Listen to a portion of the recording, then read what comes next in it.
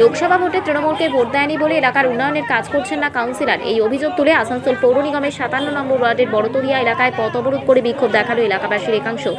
মঙ্গলবার বাঁশ লাগিয়ে পথ অবরোধ করা হয়। এলাকাবাসীদের অভিযোগ 57 নম্বর ওয়ার্ডের নিত্যানন্দপল্লী এলাকায় কাউন্সিলর কোনো কাজ করেন না।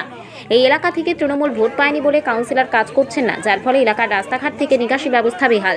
তার বিরুদ্ধে এদিন পথ অবরোধ করে বিক্ষোভ দেখানো হয়। তাদের দাবি অবিলম্বে এলাকার রাস্তাঘাট থেকে নিকাশি ব্যবস্থা ঠিক করতে হবে। খবর পেয়ে ঘটনাস্থলে আসানসোল পৌর নিগমের 57 নম্বর ওয়ার্ডের কাউন্সিলর সুমিত মাঝি এবং হীরাপুর থানার পুলিশ পৌঁছায়। কাউন্সিলরের আশ্বাসে পথ অবরোধ উঠে, যদিও ভোট না দেওয়ায় কাজ হয়নি স্থানীয়দের। এই অভিযোগ অস্বীকার করে কাউন্সিলর সুমিত মাঝি পৌর নিগম থেকে উন্নয়নের জন্য যা অর্থ বরাদ্দ হয় তা এই ওয়ার্ডের সমস্ত এলাকায় কাজ করা হয়। আমাদের জলের সমস্যা রয়েছে, রোডের সমস্যা রয়েছে, নালীর সমস্যা রয়েছে। আমাদের এখানে নালী নেই, রাস্তা নেই।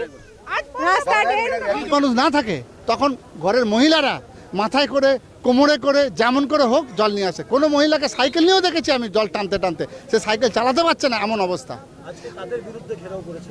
বিরুদ্ধে নয়, আমাদের একটা ক্ষোভ দুঃখ ছিল। আমরা মেয়র সাহেবকে আমাদের যে কাউন্সিলর সাহেব আছেন প্রতিনিধি আমরা তো এনাকেই বলবো। আমরা শুধু বহুবার এসে বলে গিয়েছিলাম, রাস্তা দেখিয়েছিলাম, আজকে আবার পুরো দেখালাম ঘুরিয়ে ঘুরিয়ে। এই অবস্থার মধ্যে আমরা যাতায়াত করব কিভাবে? এটাই বলছি, আপনাদের মিডিয়ার মাধ্যমে বলছি, যেন রাস্তা 2-3 ঘন্টার মতো আমরা রাস্তায় এখানে দাঁড়িয়েছিলাম। এই কারণে না হলে আমাদের আর হতো না, উপায় থাকেনি। হ্যাঁ, কাউন্সিলর এসেছিলেন, উনি ঘুরে গেলেন, সমস্ত কিছু দেখলেন। হ্যাঁ, উনি আশা দিয়েছেন আজ মঙ্গলবার, আগামী মঙ্গলবারের মধ্যে রাস্তাটা যাওয়ার উপযুক্ত উনি করবেন। তারপরে পরবর্তী ঢালাই রাস্তা হোক, ড্রেন হোক, যেগুলো হবে তার জন্য আমাদেরকে মেয়র সাহেবের কাছে যে একবার আমাদেরকে লিখিত একটা দিতে হবে। আমার নাম হচ্ছে লালটু মিত্র। আমার 2015 আমি প্রথম কাউন্সিলর হই, তখন 67 লাখ টাকার এখানে একটা কাজ দিয়েছিলাম। সেই কাজটা অলরেডি টেন্ডার হয়নি, সেটাও এদেরকে নিয়ে গেলাম। সেই ফাইলটা কিন্তু কর্পোরেশনে নেই, পরিষ্কার কথা বলছি, সেই ফাইলটা আমরা খুঁজে পাইনি। এইবারে সেকেন্ডবারে যখন কাউন্সিলর এলাম তখন আমি এখানে 26 লাখ টাকা টেন্ডার একটা দিয়েছি, মানে কাজ দিয়েছি, রাস্তা প্লাস ড্রেন আর 2-4টা কালভার্ট আছে। তো এবার ওইটা টেন্ডারের মুখে আছে। এবারে আমি এদেরকে বললাম যে দেখুন, আমি তো কাজ দিয়েছি, আমি তো না দেওয়া হয়নি।